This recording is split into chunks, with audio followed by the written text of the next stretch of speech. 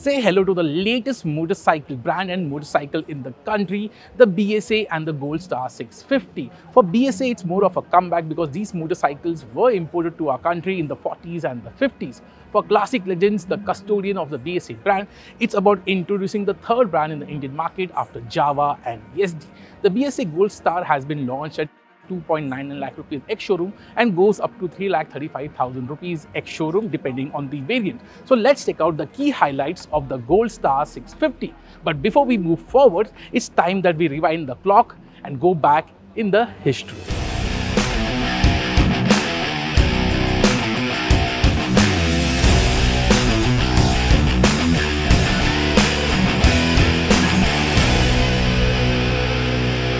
From making weaponry in the late 1800s to producing thrilling motorcycles all the way until the 1960s and 70s, Birmingham Small Arms or BSA really has a rich history. Its first motorcycle started rolling out from the small heat plant in 1910, but it was only after the First World War where the might of the BSA brand really started to show. The Star series was born when BSA took its highly popular 493cc engine and made a high-performance version of it and put it into production. Famous 1920s British racer Walter Handley rode a specially developed M23 Empire Star in a 3-lap race around the Brooklyn Speedway, in which he won the race, setting an average time of 104 miles per hour. And also he set the fastest lap time there with an average speed of 107 miles per hour, which is roughly 170 kilometers per hour. Thus, in one moment itself, BSA earned 2 Gold Star badges for setting these incredible speed records. And thus, the iconic Gold Star series was born. Post the Second World War, the Gold Star evolved quite a bit, and a few made it down to India as well. Like this particular version, which is the 1956 DB34 Gold Star, belonging to perhaps one of India's die-hard BSA Gold Star enthusiasts, Ruben Solomon. He has used this bike extensively across Maharashtra, Goa and Karnataka, and this bike still runs like a charm. The British financial crisis of the 1960s caused real havoc, and that caused a lot of major British brands to shut shop, including BSA, which ultimately ended its stint in 1971. Classic Legends purchased the brand in 2016, revived it, and now we finally have a brand new Gold Star.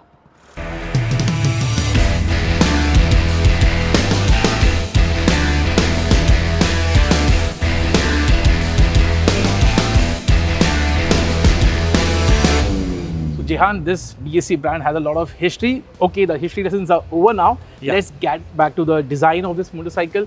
I have to say, the Gold Star 650. It's a gorgeous and beautiful looking motorcycle. Which is your favorite color?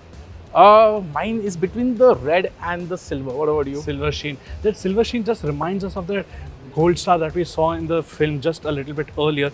But having said that, I am partial to red, so even both of us. But what they have done is, what they managed to do is get the Gold Star elements right? So the teardrop shaped fuel tank, that reminds us of that old bike. Yeah. There are mudguard stays beneath this pannier over here, which look properly like the Gold Star. The round headlamp, the dimensions, the proportions, the flat bench seat, even the riding posture is just like the old touring Gold Stars. And even the crankcase with the old school design, Yes. which pays homage to the old BSAs. The first Gold Star, which was there in 1930s, it's got that similar crankcase design, and it just looks lovely, right? And also the emblem on the fuel tank, that is again very beautiful. Apparently it comes from France. So in terms of the visuals, the motorcycle looks beautiful. Even the proportions are right for this motorcycle. It doesn't look too big, too small. I think Classic Legends have got the proportions on this motorcycle right.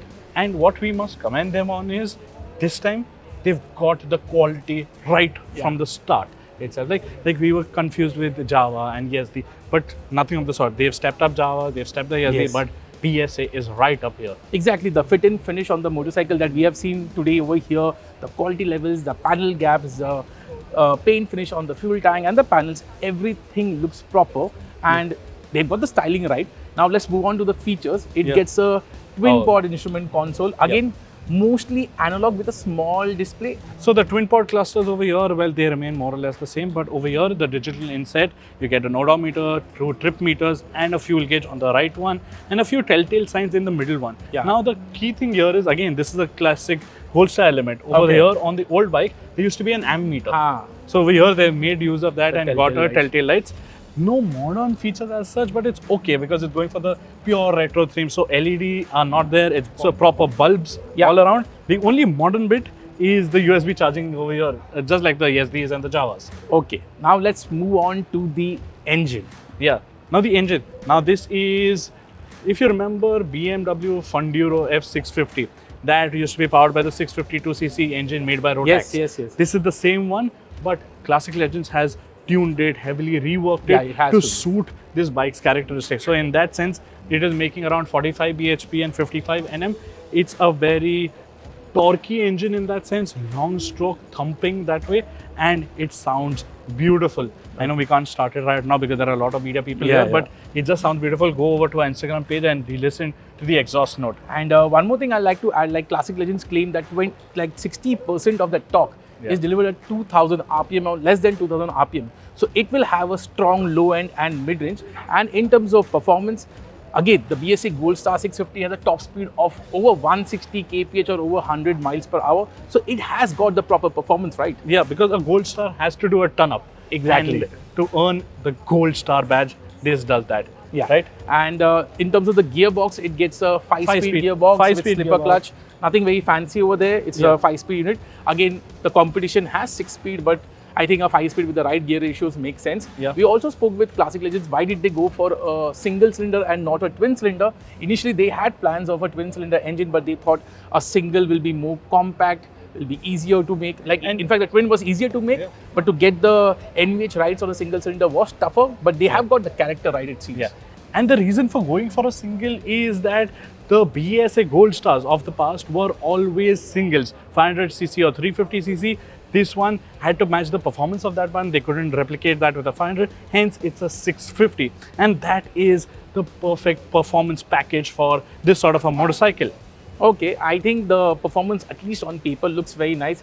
We can't wait to ride this motorcycle. But moving on, let's get on to the ergonomics bit. Now, Arun, this is not a light motorcycle, neither is it a too heavy motorcycle. 201 kilos curb weight, but without fuel.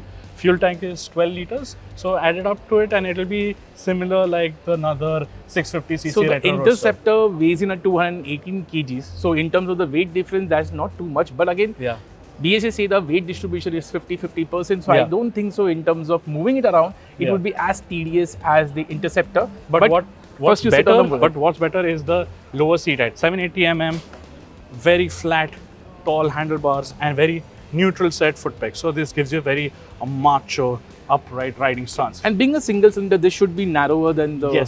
So you don't feel like your legs are spread apart. And again, the foot pegs are not jutting out, which is an issue on the Interceptor. So no more hurting of the shins. That way, right? And let me get at the back to show you how is the pillion seat. Okay. There is good enough of space for both of us. We are pretty healthy riders in that sense. Yeah, healthy like, being the keyword. Again, compared to the Interceptor 650, which has like a raked exhaust, and that puts the foot peg position higher. Over here, as a pillion rider, I'm much more comfortable over here. It's not that bad. So I think maybe a bit more space for a healthier rider. Otherwise, in terms of the ergonomics, it looks properly good. And you think that we can probably go two-up touring comfortably like this, right? First, let's go for a breakfast ride, then decide that. And now let's move to the underpinnings. It gets a double cradle frame. It's a very simple unit. It's suspended on telescopic fork, twin shock absorbers at the back. So very simple components. What is not simple are the brakes. It gets a proper Brembo disc brake. These are not Bi-Bray units. This is not Bi-Bray, which is made in India. Brembo, original, imported from abroad in that sense, and so are the tires. Pirelli Phantom Sport Comps. Now we know that those are not the best suited for our Indian conditions, but we'll put it to the test once you get this bike for a thorough test.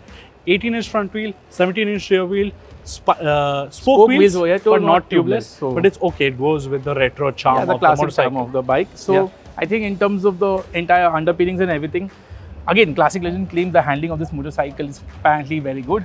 Again, that is something Jehan and I will find out very soon. So let's move on to the summation part. Yeah. And what's your take on the motorcycle? I think it's a great motorcycle.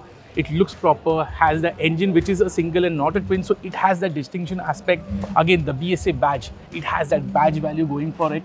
Yeah. Quality levels look good. Performance, again, 160 plus kph top speed, so it has got the performance right. Yeah, and what BSA were, they were the biggest manufacturers of the 50s, 60s. One in every 4 motorcycles sold was a BSA. I don't think so. That's the same plan going forwards right now. They want to premium it. They want to position it as a premium brand. Exactly. Right? So this BSA Gold Star 650 will be available at 52 dealerships across the country initially, which they will slowly expand. So they want to keep it premium. They want to keep it a bit exclusive. Also, that will help the brand with the service, which wasn't the case with the Java and the ESG. So they have taken those learnings and put it over here. But coming to the negatives, first thing is the price. I think a 3 lakh rupees ex-showroom price is cutting it too close to the Interceptor 650. Yeah. I Especially think when you compare it to the top of both, this one is more costly than the Interceptor by around 4,000 rupees. Yeah, but in terms of the other issue is the reliability in the longer run, because this is an all new platform. We'll have to see that, but then again, that is something we will find out later. But all in all, we are very happy that the iconic BSA is back. The Gold Star 650 is here. What's your take on this motorcycle? Do let us know in the comments. Thank you for watching.